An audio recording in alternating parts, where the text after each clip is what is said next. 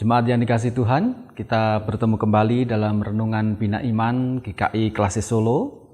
Dan pada pagi hari ini kita akan membaca dari Kisah Para Rasul 3 ayat 17 sampai 4 ayat 4. Namun sebelumnya mari kita berdoa.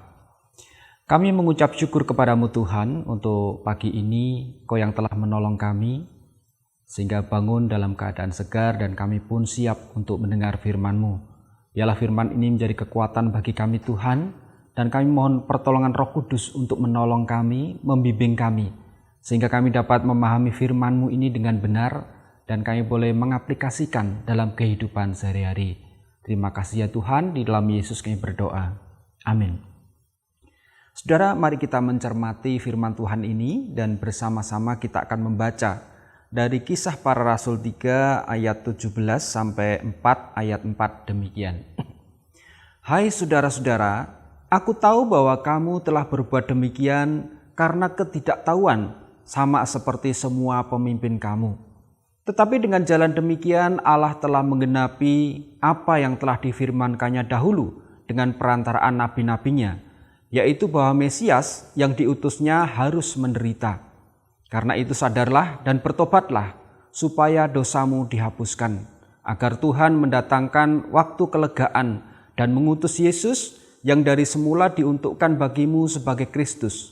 Kristus itu harus tinggal di surga sampai waktu pemulihan segala sesuatu, seperti yang difirmankan Allah dengan perantaraan nabi-nabinya yang kudus di zaman dahulu.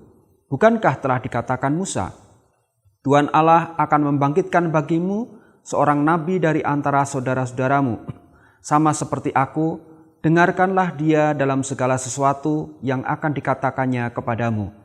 Dan akan terjadi bahwa semua orang yang tidak mendengarkan nabi itu akan dibasmi dari umat kita.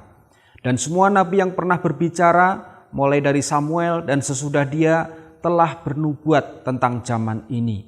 Kamulah yang mewarisi nubuat-nubuatan itu, dan mendapat bagian dalam perjanjian yang telah diadakan Allah dengan nenek moyang kita, ketika ia berfirman kepada Abraham, oleh keturunanmu semua bangsa di muka bumi akan diberkati. Dan bagi kamulah pertama-tama Allah membangkitkan hambanya dan mengutusnya kepada kamu, supaya ia memberkati kamu dengan memimpin kamu masing-masing kembali dari segala kejahatanmu. Ketika Petrus dan Yohanes sedang berbicara kepada orang banyak, mereka tiba-tiba didatangi imam-imam dan kepala pengawal bait Allah serta orang-orang Saduki. Orang-orang itu sangat marah karena mereka mengajar orang banyak dan memberitakan bahwa dalam Yesus ada kebangkitan dari antara orang mati. Mereka ditangkap dan diserahkan ke dalam tahanan sampai keesokan harinya karena hari telah malam. Tetapi di antara orang yang mendengar ajaran itu banyak yang menjadi percaya, sehingga jumlah mereka menjadi kira-kira 5.000 orang laki-laki. Demikianlah bacaan firman Tuhan pada saat ini, saudara. Dari perikop ini kita melihat bagaimana Petrus dan Yohanes, murid Tuhan Yesus yang telah penuh dengan kuasa Roh Kudus, dengan berani mereka memberitakan Injil, kabar kesukaan, dan bersaksi tentang Yesus Kristus. Bahkan mereka menyembuhkan orang lumpuh dengan mengatasnamakan Yesus. Dalam nama Yesus orang Nazaret itu, maka orang lumpuh itu bisa sembuh kembali.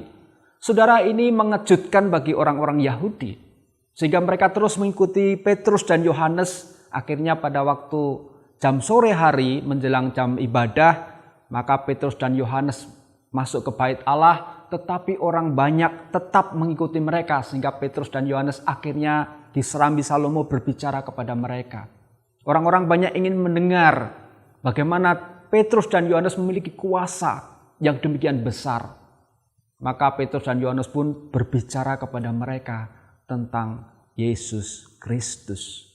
Saudara, dari sini Petrus dan Yohanes berusaha untuk membuktikan bahwa Yesus yang mereka salib itu adalah utusan Allah. Dan inilah Sang Mesias yang harus mereka percaya. Tetapi mereka, orang-orang Yahudi itu telah menyalibkan, membunuh Yesus. Tetapi melalui peristiwa ini Petrus menegaskan Dengan kejadian seperti itu maka nubuat para nabi digenapi. Oleh karena itu Petrus mengatakan, kini saatnya saudara-saudara untuk bertobat. Jadi Petrus mengingatkan orang-orang Yahudi bahwa apa yang mereka lakukan mungkin karena ketidaktahuan mereka seperti para pemimpin mereka. Tetapi setelah mereka tahu, maka mereka harus bertobat untuk percaya kepada Tuhan Yesus sebagai juru selamat, sebagai Mesias, seperti yang dijanjikan oleh Allah kepada nenek moyang mereka, kepada Abraham dan keturunannya. Seperti yang diberitakan oleh Samuel dan Yesaya dan nabi-nabi yang lain. Saatnya mereka untuk bertobat. Saudara, ternyata dari hal ini banyak orang yang kemudian tersadar. Kita melihat bahwa akibat dari pemberitaan dan kesaksian Petrus dan Yohanes ini, mereka pun menerima resiko.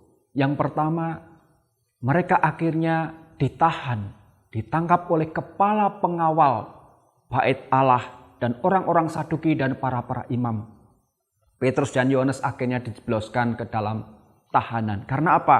Karena mereka memberitakan tentang kebangkitan dalam Yesus Kristus. Dan itu bertentangan dengan pandangan mereka. Orang-orang Saduki yang tidak percaya akan adanya kebangkitan. Tetapi justru murid Yesus ini menyatakan bahwa ada kebangkitan. Bahkan di dalam Yesus Kristus, siapa yang percaya kepada Yesus Kristus, maka dia akan diselamatkan. Bagi mereka yang tidak mau mendengarkan firman itu, maka umat itu akan dibinasakan. Demikian firman Tuhan.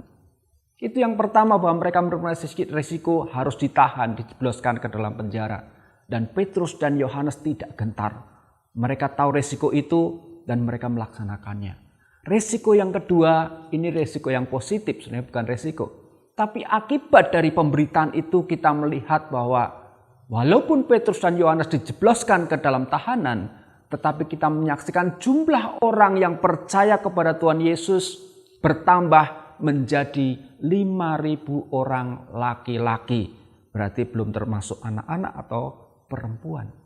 Saudara, firman Tuhan ini memberikan kita peringatan bahwa masih ada kesempatan kalau kita berdosa, berlaku jahat, bahkan hidup tidak berkenan di hadapan Tuhan, masih ada waktu untuk bertobat. Tuhan memberikan pengampunan sebelum Dia datang, masih ada kesempatan kita bertobat, memperbarui hidup kita, dan hidup kita menjadi saksi Kristus. Dan itulah kesempatan kita.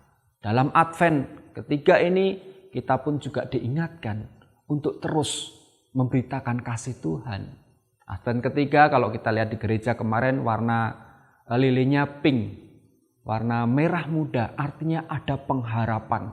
Setelah warna ungu-ungu bentuk pertobatan kita, maka ada pengharapan kedatangan Kristus menyelamatkan kita. Dan yang kedua, mengingatkan kepada kita firman ini bahwa jangan takut untuk bersaksi. Tetapi juga jangan takut kalau kita akhirnya menerima resiko penderitaan, hinaan, kebencian. Bahkan kita pun bisa saja disiksa oleh orang lain karena kita memberitakan kabar sukacita, memberitakan Injil itu. Tetapi yang kita lihat bahwa apapun yang kita beritakan, apapun yang kita katakan tentang Yesus Kristus, Sang Mesias, Juru Selamat itu akan berdampak positif, akan semakin banyak orang yang mendengar. Artinya walaupun kita akan menderita hinaan atau siksaan atau penderitaan, tapi di satu sisi orang diberikan pengharapan dan mereka bisa bertobat. Dan mereka percaya kepada Tuhan Yesus Kristus. Oleh karena itu saudara yang dikasihi Tuhan, pada saat ini kita saatnya untuk terus berbagi kasih, memberitakan Injil, memberitakan kabar sukacita tentang Yesus Kristus. Tentang kedatangannya yang kedua kali atau tentang Natal, bahwa Yesus sudah hadir dan siapa yang bertobat dia akan menjadi anak-anak Allah, menerima keselamatan. Dan pada saat Yesus yang datang nantinya dan saat ini sedang ada di surga, itu juga akan terus memberikan pengharapan dalam kehidupan kita.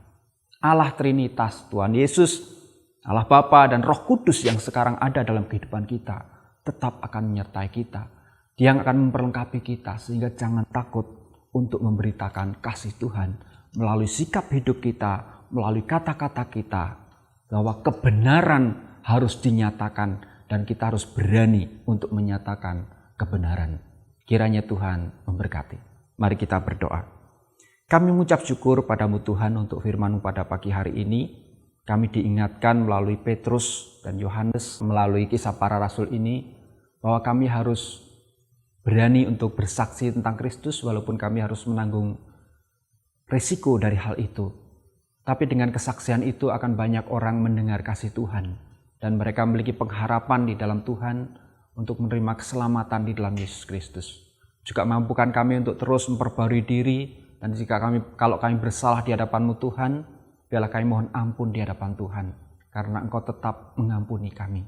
Terima kasih, biarlah jadikan hari ini penuh berarti bagi kami dan kami boleh mengisinya dengan terus bersukacita, karena Kristus datang untuk kami dan Dia akan datang kembali menghakimi dunia, dan kami akan tetap mengikut dan taat kepada Yesus Kristus. Terima kasih ya Tuhan, berkati hari ini untuk selalu menjadikan kami sukacita dan menjadi berkat juga bagi orang lain. Dalam Tuhan Yesus kami berdoa. Amin. Selamat pagi, Tuhan memberkati. Amin.